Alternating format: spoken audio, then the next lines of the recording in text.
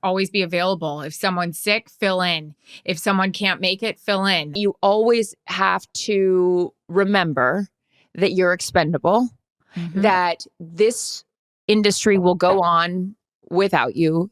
You are Celine replaceable, and you will keep your position if you are humble, if you work hard, and if you remember how you got there. Hey guys, welcome to the official YouTube page for Calm Down with Erin and Charissa. This is where you can watch all of our ridiculous conversations and fun interviews. We have full shows. We've got pre-games, anything and everything that you guys could want. But first, you're going to have to subscribe. Just hit subscribe right there and you're good to go. And now you can calm down with us. Yep. Can you tell that we're reading this off a script? We hope so. All right. We need to calm down and wrap this bad boy up. Press subscribe. Thanks for listening.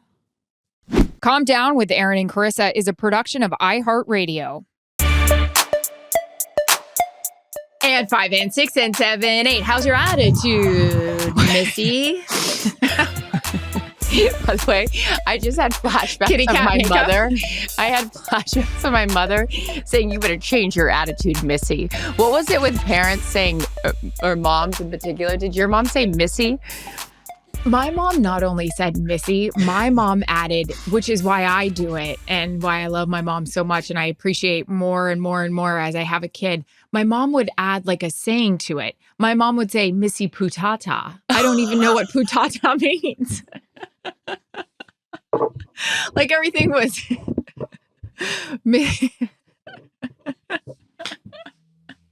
or my sister is Ken, but they called her Canito Bandito. I don't even know what that means. What does Bandito mean? Anywho, that's hysterical. And yeah, Paula, you're a dream. You're a winner. Morg Fielder, how do we feel about kids' first birthday parties? Have a 10-month-old and can't decide. That's you, sister. I'll tell you how I feel about them. Great. And that's why I say do it. Do it and be proud. You know what? Mac will never know what his first birthday party was like. And Charissa and Kevin Burkhardt will never know what Mac's first birthday party was like because they were wasted. We had such a great time. I am so grateful for my friends. Any friend of yours that's going to show up to a 1-year-old birthday party, that's your crew. Those are your people. Those are your diehards. Or what is it? Diehards or die? Yeah, ride or dies. Ride or dies. My people and those Jell-O shots. Jell-O shots. I was going to say I blame Lauren Fenner and her Jell-O shots in the best way possible. Fenner, yep. I loved it. I had a great time. Great time. I don't know if Mac's going to look back at those pictures and be like, why is Cece in the corner hunched over? But the Santa Margarita was flowing. The decoy was out, but the Santa Margarita was flowing. So yeah, have that kid's birthday party. But I will say this, Morg Fielder, don't spend so much money on all the kid crap. The kid's not going to remember that. No. Like spend the money on the entertainment for the adults. Like that's the stuff and like the fun for that. I mean, you talked about it last week when your mom's like, don't take Mac to Disneyland when he can't remember it. Take him to Home Depot. Take him to Target. Yeah, I actually was going to send you. There was a story of a kid going through Target the other day. It was like probably like Mac's age. And he was like this to all the lights. Like they don't know where they are. Who cares? I know. Okay. JSM hair. I don't know. What's been the highlight of this season so far?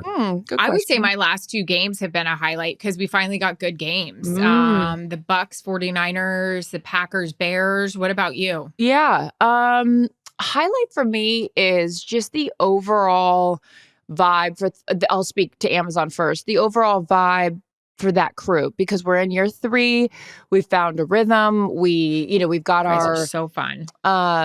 We've got our deals like everyone when we come in on Wednesday, depending on what time, we all have a text chain of like, okay, meet in the lobby. We're going to grab a drink. We're going to go to dinner. Like we just have like our own flow of doing things. As for the actual games, my highlight was the Ravens-Bengals game. It was awesome. Yeah. It came down to the last second, lived up to the hype of what that game was like. They had a great one week 5, that matchup. And Lamar and Joe Burrow together was just awesome to see. And Baltimore, by the way, what a great vibe, like a night game in Baltimore. The fans are in it. The stadium's rocking, good music. So yeah, that was my highlight of the game. As for Fox, I just am glad that we're in year 2 with the Julian crew. He's like in his own like rhythm. It's fun to when Gronk is in studio and those two are together. We do a fun segment called the Fox Bros. Just it's nice to be in the same flow with the crews. Yeah, I agree. The one thing though about the Baltimore Stadium is I always get a little panicked with the crow. I don't like birds. The raven. Jesus, I'm going to get slaughtered right now. Not the crow. I have crows outside my house. The raven. It's very scary. I don't like that whole like technology. It's frightening. Oh, you don't? No. Wait, is there actually a raven flying? I missed that. Well, it's fake. It's like a technology or whatever AI. I don't know. And it's like circling the stadium, and I'm always like, like I really get into it, you know? I want to talk about on the real eagle flying, the Philly, the eagle, the bald eagle, and like landing on the arm of the guy. I just like got goosebumps. Being how sick is the bald eagle? America, exactly. I love people calling me during my podcast. Don't they know? The time hasn't changed. It's in my calendar. You have access to my calendar. Knock it off. Do not disturb. Now's the time again. How about Ryan Fitzpatrick? He commented on that. Oh, or maybe it was the kept messages. He got into the debate there. Well, I said to Whit, look, I'm sorry I had to call you out. And Fitz was like, I'm so glad you did. And to Andrew's credit, because this is who Andrew is, he is a man that always makes adjustments if people have an issue. That's why he's the Walter Payton Man of the Year. He is a team player. He goes, I fixed it. It's no longer on Do Not Disturb. And guess what? It's not. So you know what? We're all out here trying to make each other better. You guys advice are so for someone much fun. Rob Layton 87. Any advice for someone who wants to reinvent himself? First of all, Rob, I just got to tell you, I need to reinvent myself today because I am having a bee in my bonnet, as Erin likes to say. I'm in an everything's irritating to me today, and I don't want to be this way. And I'm going on 48 hours like this, and I'm trying to shake it. I thought a workout would help me. The only thing that's helped me is me talking to Erin and us commiserating about things. And thank God I have her, seriously. But Rob, any advice on reinvention? I want to be mindful about how I respond to this because I think this is such an awesome thing that you clearly are not, I don't know what, maybe it's not that deep, but you just want to change. I don't know if it's a job. I don't know if it's you want to change your surroundings. I would say as someone who has went through a lot of highs and lows with various things, whenever I come out of that, I always feel like a snake that's like shedding my skin and wants to start over. So it's not so much reinvention for me. From my era. Yes. Reinvention, of total self, because there's still some things I'd want to hold on to about myself, but just trying to be better. I would say make a list of all the things that you want to change, some things that you don't maybe like about yourself. That could be external things. Like I said, it could be your job. It could be your house. It could be your friend group. Make a list of the things that you don't like, and then make a sort of like a vision board of all the things that have you ever done one of those, by the way? A vision board? No, I manifested a lot when we were trying to have Mac, and I did that whole thing, the manifestation journal. Yeah. That was really cool. Go ahead. Did you see a difference as soon as you like started doing that? I got Mac. Well, I know you got Mac, but I didn't know if that was like in the conjunction with when you started doing the manifestation. Yeah. Really? Yeah, I was trying to just really guide my thoughts and be super positive and just, it does make you sit and think for a minute. Like, this journal, I think it's called the 5-minute journal. It's great.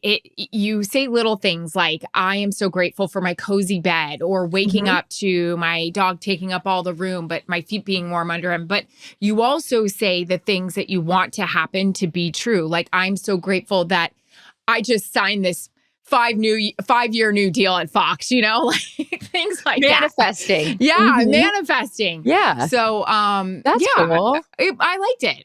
I've never done that, but I did do a vision Christmas board idea for you. Oh, writing it down. That's something I'm doing now. I'm writing down every little thing I think of. I know you're going Christmas shopping later. Of like, if I just thought of an idea for you, I'm writing it down. Write it down. Because when I'm drunk on a plane last night and I'm doing my drunk Christmas shopping online, I got to go back to my notes and see what I'm getting you. You know what? I have to start writing things down more often because I've been pretty good. My memory has been pretty good, although it's going. I told Kathy a story the other day. Where's it going? I'm Missy losing it. Putata. Missy Putata. I was told my mom a story the other day. I told her that the apples at the ranch weren't producing. And I was so upset because it was a very dry summer.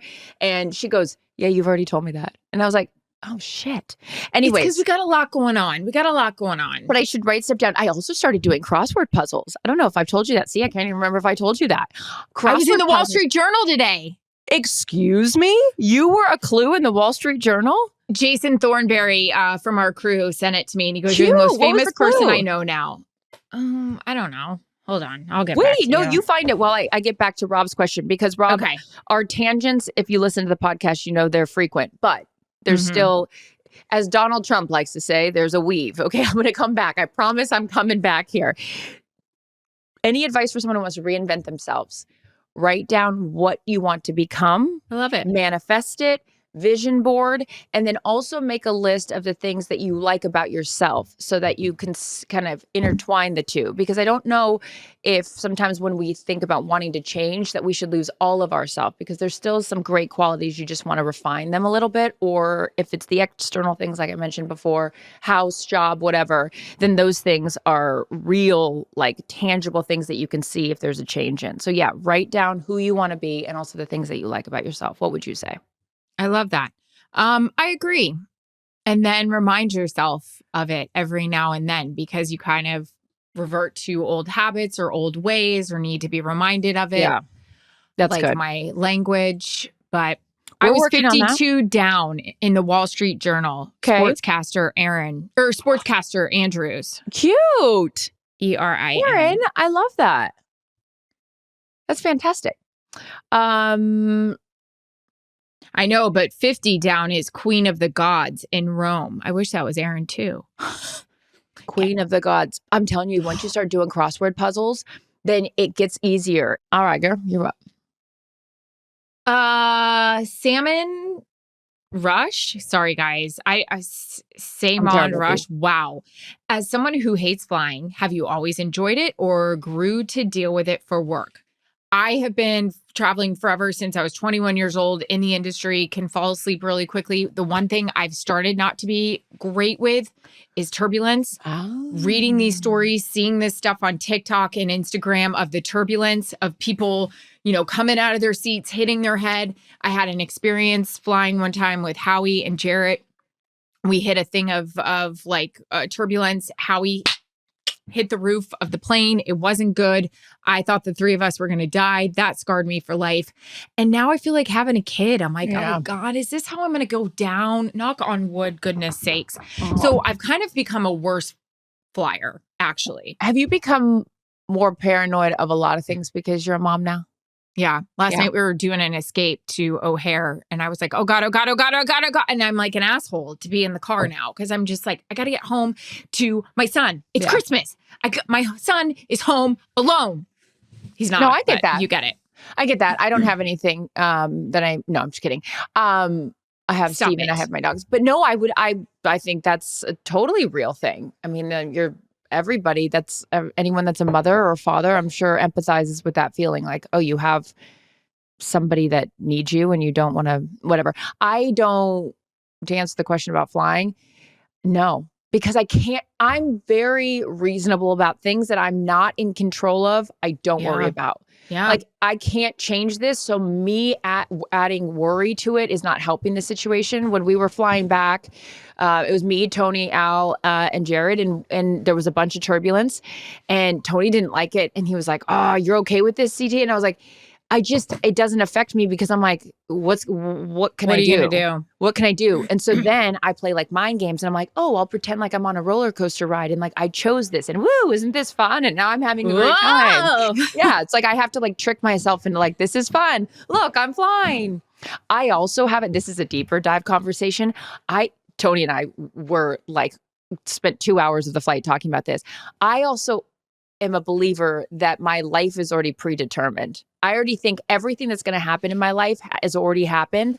So if that's how I go, like, look, do I want to go that way? Well, probably not. But like, if that's how it was supposed to be, then well, that's how it's supposed to be. I just like relinquish all control.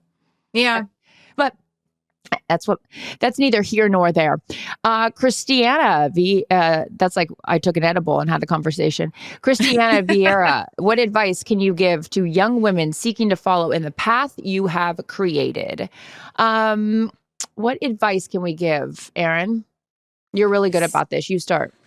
Study your tail off. I study now more than I ever did when I was in school, which wasn't great, but I love it so much, and I didn't love school. When they say no, figure out how you can get it done. Always, I will say this, always be available. If someone's sick, fill in. If someone can't make it, fill in. I'll tell you right now, there's a situation, and Chris is the same exact person. I'm 46. Chris is in her early 40s. We've done everything. We've slept in crappy hotels. We've kicked our asses. There's a chance that Jordan Love isn't going to do a sit down on Saturday. He wants to do it on Thursday. That would be 5 days in Green Bay for me. I'm thinking of going in late Wednesday night, coming home Thursday, like just to freaking do it. Because I think you have to really have that mindset, even when you've kicked your ass for 20 years in this industry.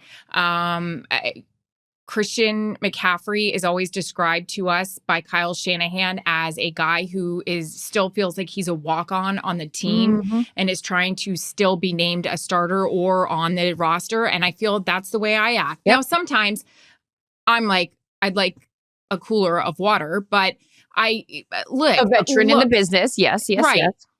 We still work our asses off like we're fucking 20 years old. Yeah, and I think you have to have that mentality. Sorry, that was long. No. Well, first of all, it's our podcast. We can cry if we want to. I've already cried today too. I cried today too.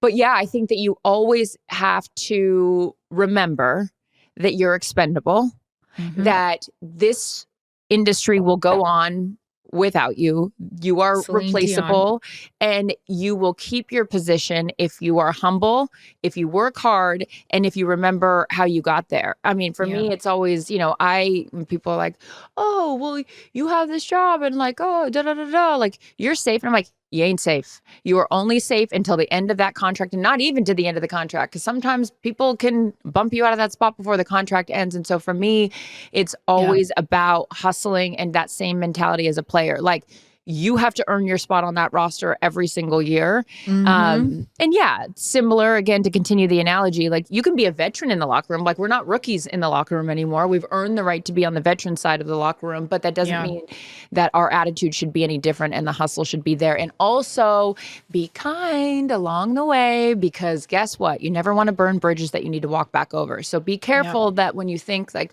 oh, I've arrived, like, people are always paying attention to other people's behavior. And so I think humility goes a long way in that as well. Yeah. But then you can also be a raging bitch too if you need to be. I'm just kidding. Okay. Hannah Cash. Go for it, girlfriend. Hannah Cash, how do you stay present, listening to players, analysis, answers versus focusing on what your next question or topic is? This is actually a conversation Chris and I had last week. You have to listen to players, which is why you have to study, because when he says something or the coach says something, you have to be able to react. A follow-up is wonderful, but also taking from your memory bank or your research of what you've looked at or what you've read or what you've watched. So like yesterday with Jordan Love, I had, you got to ask about the end of the game. He actually hadn't seen it. He knew it happened, but he didn't see it. So I asked our producer to put it up for him so we could look at it and I could get his reaction. He was talking what a big play it is. As he's saying that, I'm trying to listen, but I'm also thinking another huge play in this was the throw to Christian Watson. Go take us through that as well. So you kind of go in with a rundown or like things you want to hit, but you may have a guy that says something, Richard Sherman, that wasn't what you expected, and you got to fucking play off of it. Yep. Listen. That's why we have 2 ears and 1 mouth. But then at the same time, hopefully you can multitask and that you're listening the same way. Like when I have a producer in my ear, my producer's giving me instructions on where we're going next in the rundown, but I'm still listening to what the guys are saying. So trying to get, multiple things at once. And I feel like that doesn't bother me. I know everyone's different in terms of how much they like a producer to talk to them in their ears. I mean, you could recite the Gettysburg Address. I don't really care. That doesn't impact me. I can't stand it when I'm watching interviews and the player says something that like just screams for a follow-up and the interviewer is just already set on their next question. So yeah, I think it's really important to listen, but still have an idea of where you want to go and just be willing to deviate with that direction based on the response of the interviewee. Agreed. Jennifer Caddy, please settle the debate. Do Willis and Howie have couch or bed privileges? Seems to be a hot debate among pet owners. Well, Jennifer, you're adorable for asking that question. Erin and I agree on a lot of things. We do not agree on this. I do not let my dogs in the bed. It took me years for them to even get on the couch because I was like growing up, like our dogs were never I should just say one. We only had a German Shepherd growing up. His name was Hawkeye. He never was allowed in the house. He had a dog house. He was outside all the times. And the only time he was even like allowed inside was in the garage towards the end of his life when my mom felt bad and was like, like begging that my dad let him like be in the garage. So that was just foreign to me that dogs should be inside. Obviously, I've had Willis for 12 years. He's my child. And then when I got Daisy and then all the dogs at the ranch don't come inside. They're ranch dogs. They don't want to come inside. They like love it outside. Anyways, Willis and Daisy are allowed to sit on the couch as long as there's a blanket, but no bed. Yeah, if I were to do it over, we would not allow Howie on the bed, but we did since he was little. So that's kind of hard to tell an 8-year-old dog, no bueno. So Howie has couch and bed privileges. He was my first child. We screwed up. Growing up, my mother did not let our animals on the furniture. So I went rogue and he's a good boy, though. Howie will not go up on our couch unless his towel is underneath him. Mm-hmm. And he won't go up on the bed unless his blanket is underneath him. Oh, okay. Yeah. Today, when I screamed 6 times at his father throughout the course of the evening of him snoring and me not sleeping, that poor dog was jumped up and was like, "Are you guys fighting? Are you fighting?" Yes, we are. We're having a Mr. Erin, if she falls asleep Mrs. halfway through this podcast, it's because she didn't sleep last night. We're going to solve this problem. We're taking the problem to the main podcast, to the big show. We're taking the hostage. And I'm going to offer up solutions that work in my house for Erin and Jarrett. You guys, we love you. Thank you for sending in questions, comments, and concerns. Love you. Join us on the big show. We've got a lot to discuss. Week 11, the NFL season in the books, and plenty other topics. Calm Down with Erin and Charissa is a production of iHeartRadio. For more podcasts from iHeartRadio, visit the iHeartRadio app, Apple Podcasts, or wherever you get your podcasts.